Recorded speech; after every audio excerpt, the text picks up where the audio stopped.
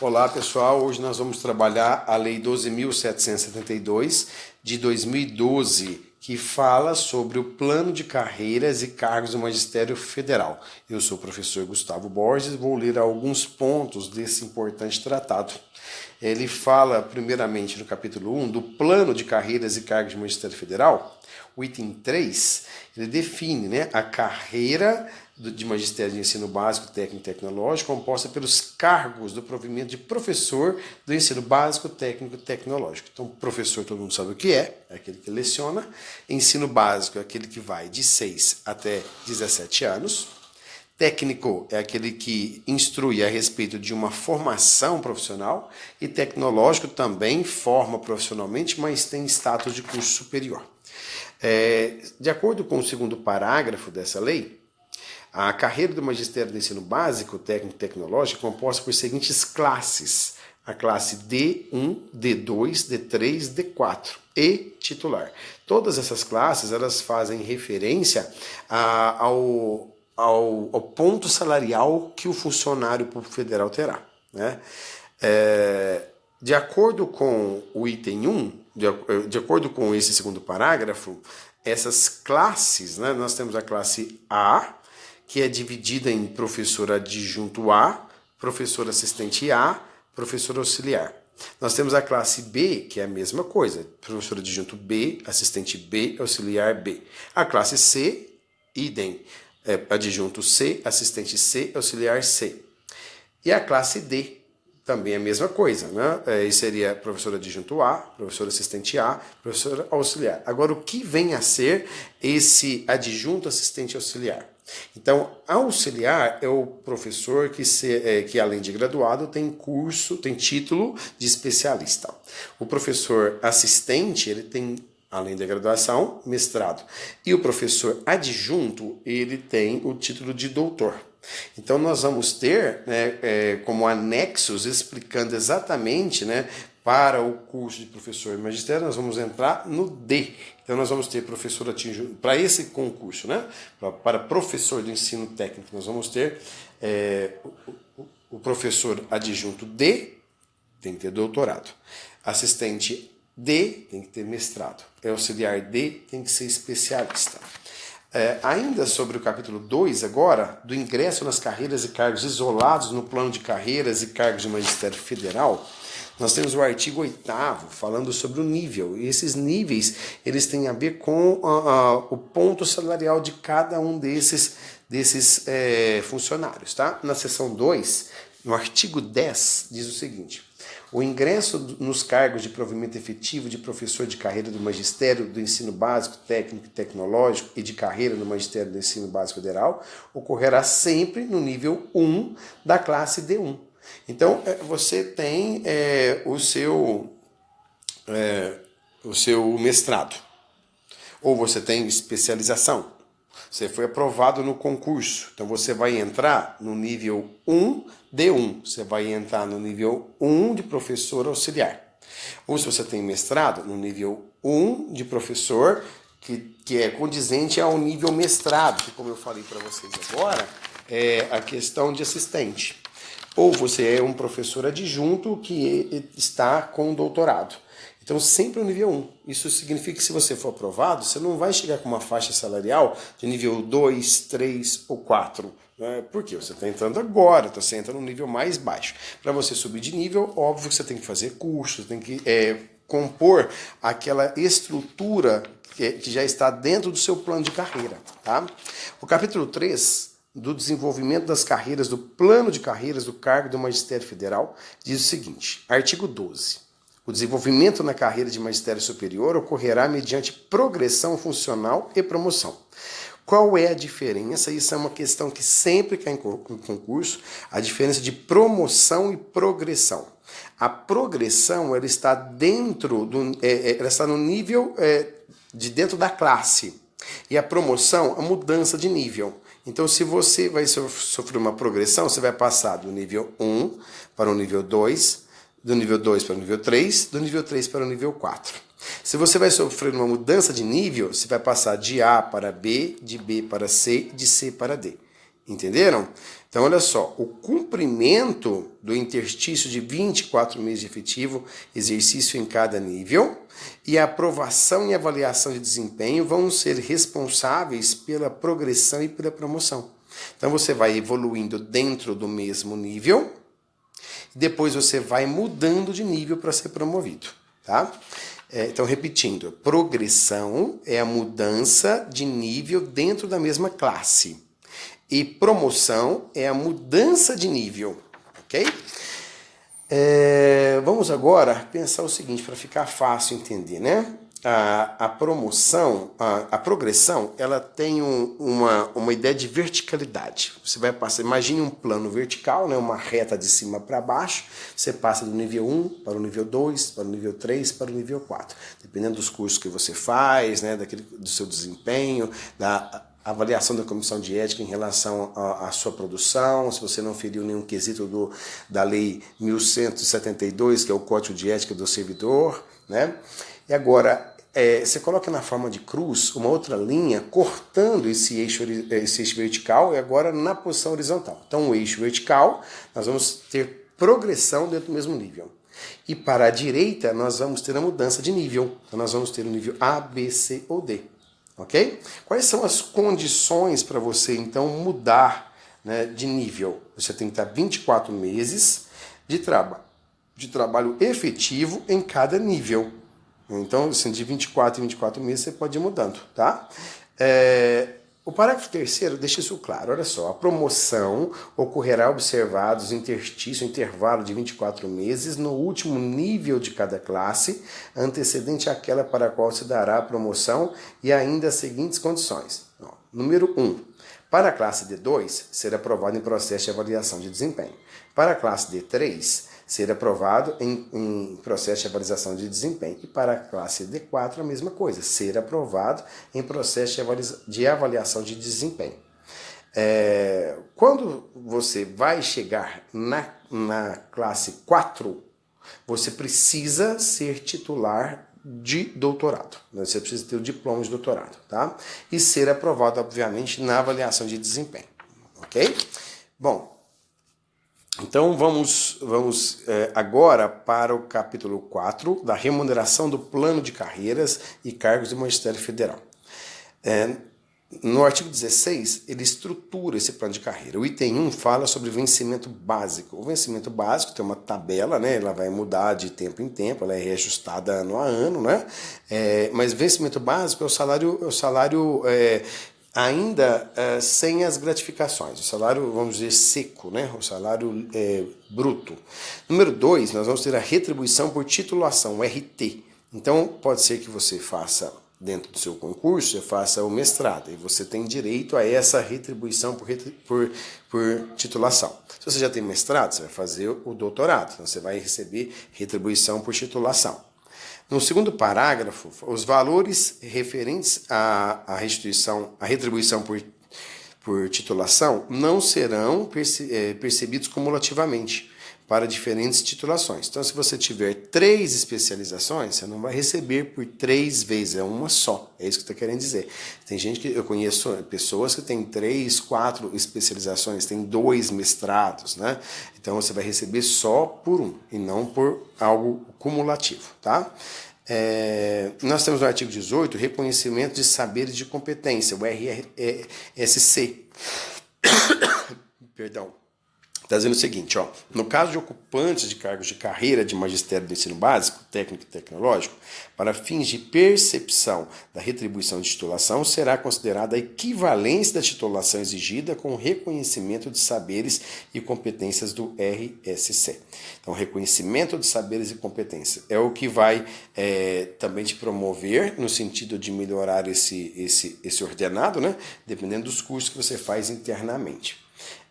Agora, esses cursos, eles aqui estão estipulados no parágrafo 1º. Ele diz o seguinte, o reconhecimento de saberes e competências de que trata o caput poderá ser concedido pela respectiva instituição federal de rotação do servidor em 3 níveis.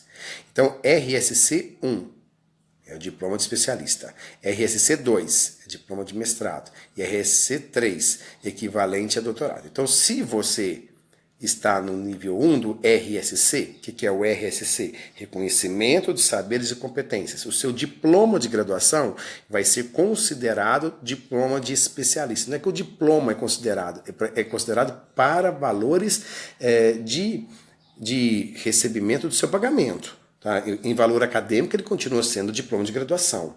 Mas esse reconhecimento é como se você tivesse em um nível capaz de ser remunerado um pouco a mais.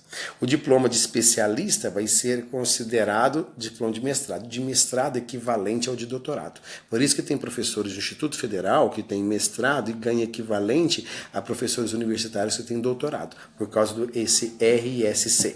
Isso foi uma benesse construída no momento de transformação das escolas agrotécnicas, do surgimento, das instaurações desses IFs, né, para que os professores tivessem estímulos em trabalhar nesses cursos. Tá? Bom, no artigo 19 é o seguinte: em nenhuma hipótese o RSC, o reconhecimento de saberes e competências, poderá ser utilizado para fins de equiparação de titulação, para o cumprimento de requisitos para promoção de carreira. Então ele é só para fundamentos salariais, tá? E mais nada. No capítulo 5 do regime de trabalho do plano de carreiras e cargos do Ministério Federal, diz no item 1, 40 horas semanais de trabalho em tempo integral, com dedicação exclusiva às atividades de ensino, pesquisa e extensão e gestão institucional. Por isso que lá no seu concurso estava falando de exclusividade. Tá? Se for só para 20 horas semanais de trabalho, não tem mais exclusividade. Tá? Só para os 40 horas. Por quê? Porque 40 horas é a quantidade de horas semanais para a nossa legislação permitida por lei. Em outros países isso é outro valor, né? Se você for trabalhar na Coreia do Sul, está chegando a 18 horas semanais, 20 horas semanais, sei lá, na época da Revolução Industrial eram 16, 18 horas, né? Mulheres, crianças trabalhavam, então houve uma regulamentação disso, tá?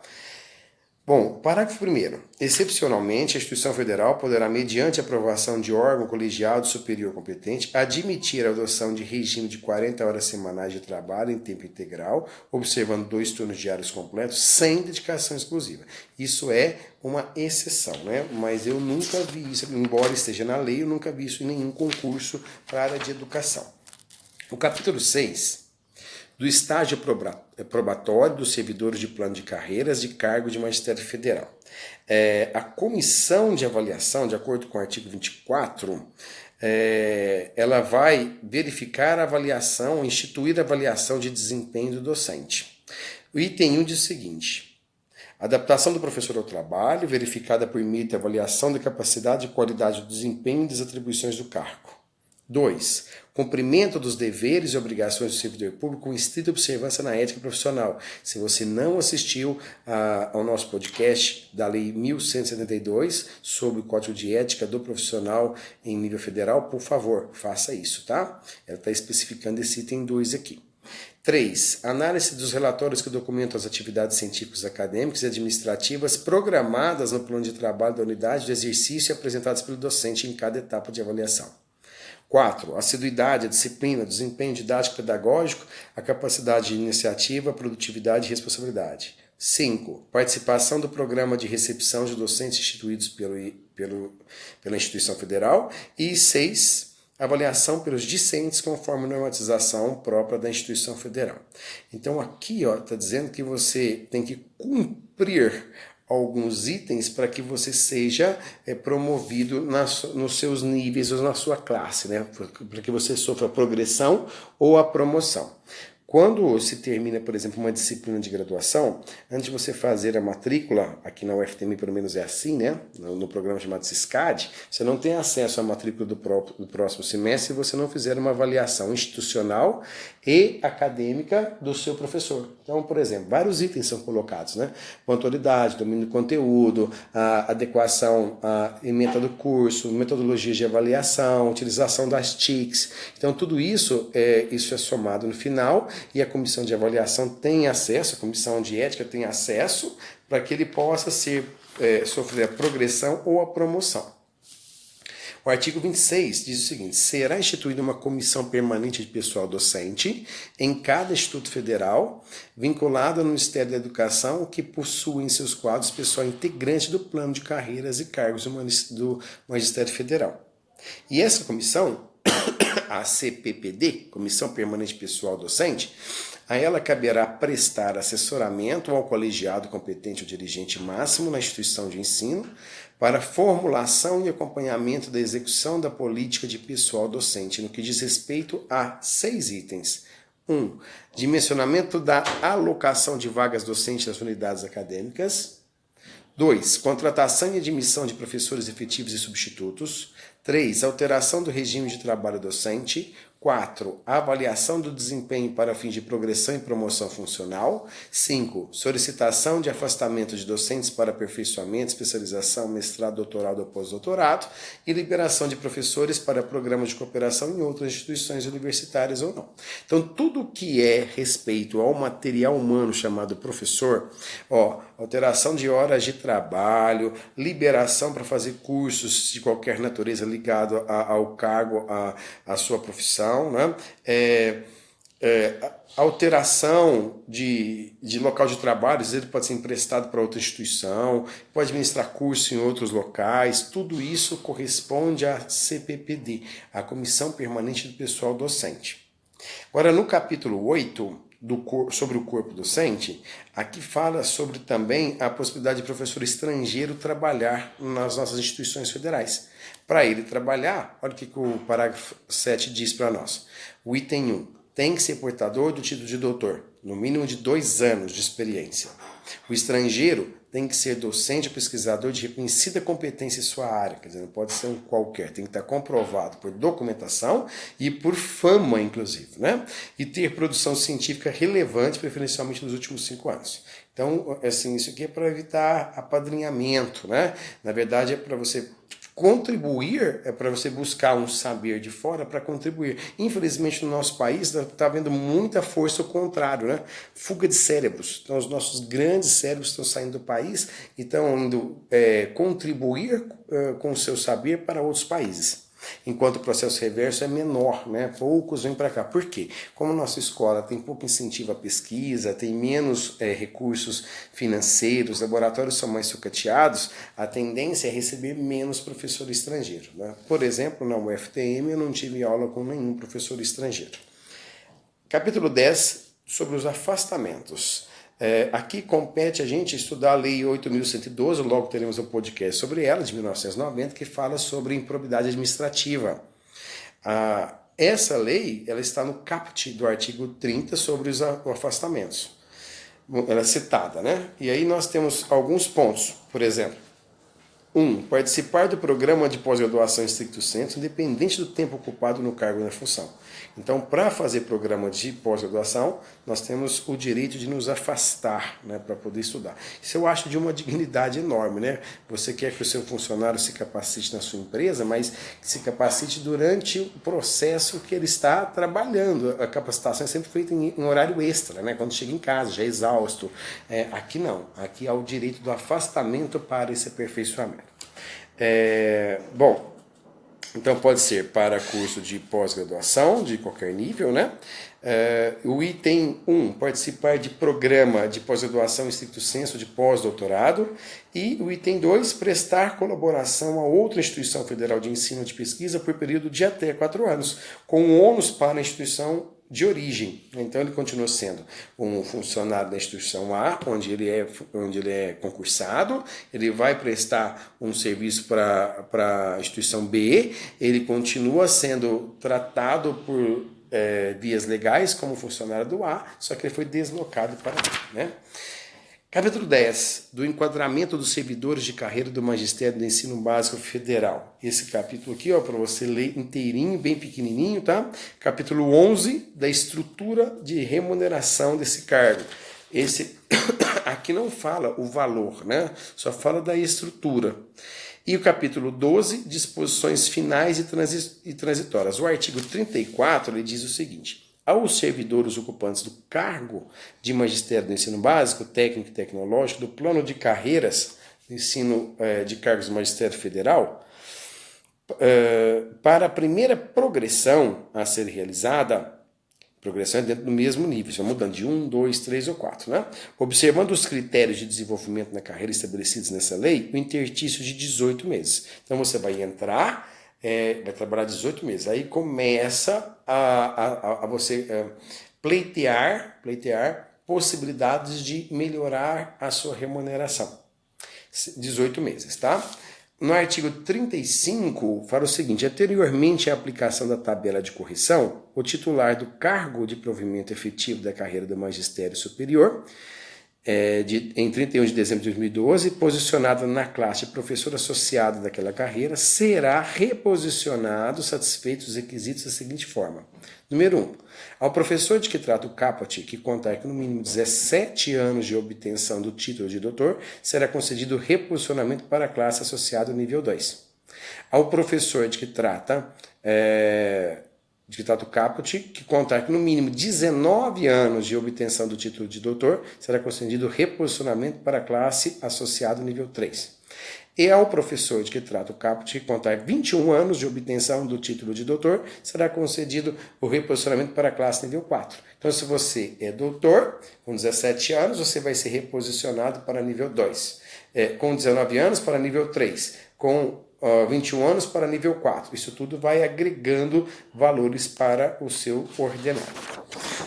Muito bem, no próximo encontro nós trabalharemos a Lei 13.005 de junho de 2004 sobre o Plano Nacional da Educação, o PNE, assinada pela senhora Dilma Rousseff. Até lá, um abraço a todos.